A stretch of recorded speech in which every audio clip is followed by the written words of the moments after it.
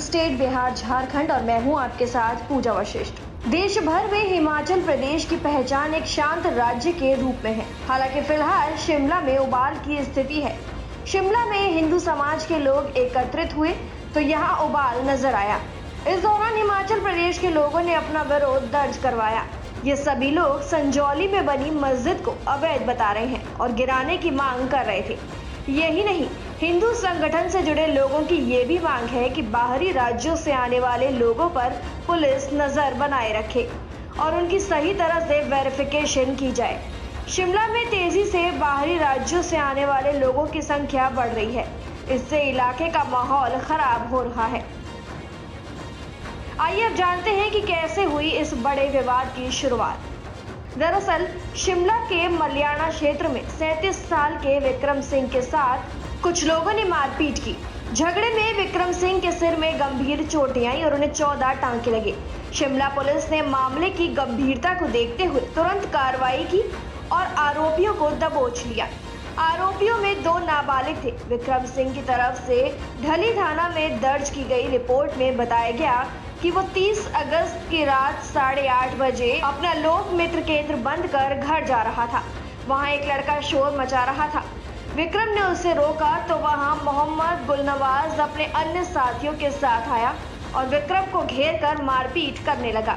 एक लड़के ने डंडे से सिर पर वार किया। मारपीट के मामले में 6 आरोपी नामजद। विक्रम ने शिकायत में कहा कि आरोपी गुलनवाज और उसके साथियों ने जयपाल के साथ राजीव शर्मा नामक लोगों से भी मारपीट की। ढली पुलिस ने घायल लोगों को मेडिको लीगल केस बनाकर इलाज करवाया।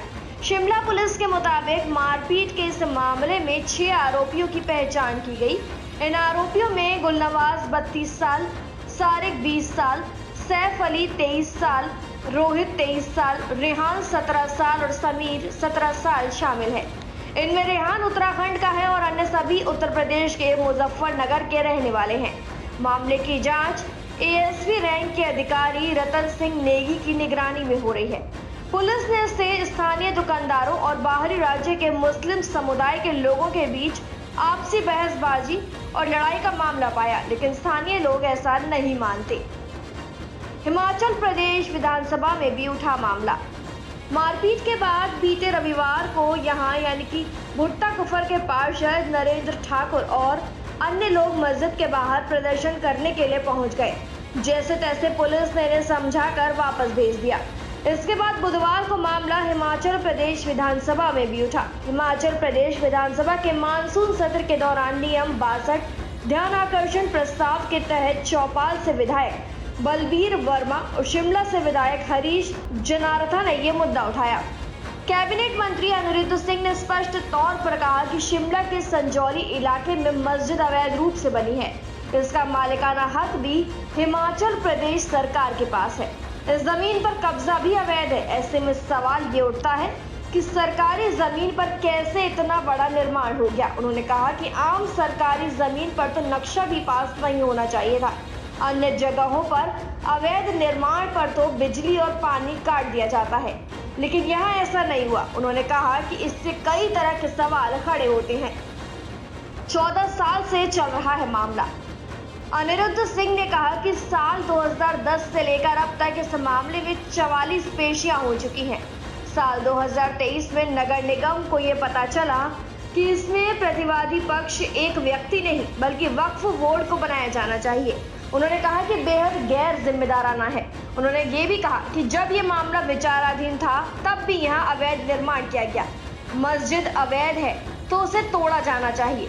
उन्होंने स्पष्ट किया ये मंदिर, मस्जिद और किसी अन्य धार्मिक संस्थान का मुद्दा नहीं है, बल्कि ये वैध और अवैध का मुद्दा है। अनिरुद्ध सिंह ने कहा कि रविवार को मस्जिद के बाहर जो प्रोटेस्ट हुआ उसकी वो पूरी जिम्मेदारी लेते हैं। आइए अब जानते हैं कि इस पर क्या कहते हैं मस्जिद के मौलवी।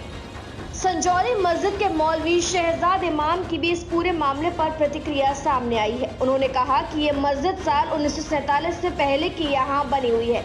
हालांकि तभी छोटी मस्जिद थी और यहाँ साल 2007 के बाद कंस्ट्रक्शन हुआ। उनका दावा है कि ये साल 2015 के बाद यहाँ कोई भी नया निर्माण नहीं हुआ है। ये मामला आयोग के पास लंबित है और इसे वक्फ बोर्ड लड़ रहा है। जहाँ एक और सरकार ने भी माना कि यहाँ पर अवैध निर्माण हुआ है, वहीं अब वक्फ बोर्ड ने भी इस बात की तस्दीक दी है कि मस्जिद की ऊपरी मंजिलें अवैध हैं। मस्जिद की ऊपरी मंजिलें अवैध तौर पर बनाई गई हैं। उन्होंने कहा कि वक्फ बोर्ड ने पूरी मस्जिद को अपने अधीन कर लिया है। साथ ही माना है कि इसी तरह बाहरी राज्य के कुछ मुस्लिम समुदाय की ओर से अवैध कब्जे को वक्फ बोर्ड ने हटाया है। इसके अलावा यहाँ पर तैनात इमाम को भी हटा दिया गया है। विवाद को बढ़ता देख वक्फ बोर्ड की ओर से इस मस्जिद में किसी भी बाहरी व्यक्ति के रहने पर पूरी तरह से रोक लगा दी गई है।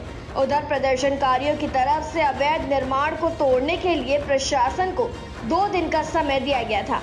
फिलहाल हिमाचल प्रदेश की राजधानी शिमला के संजौली में मस्जिद में हुए अवैध निर्माण के मामले पर सुनवाई 5 अक्टूबर तक टल गई है। आपका क्या कहना है इस बारे में हमें कमेंट सेक्शन में जरूर बताएं। तमाम ऐसी जानकारियों के लिए सब्सक्राइब करें news state Bihar Jharkhand. News nation अब व्हाट्सएप पर खबरों के ताजा अपडेट के लिए न्यूज नेशन के इस QR कोड को स्कैन करें।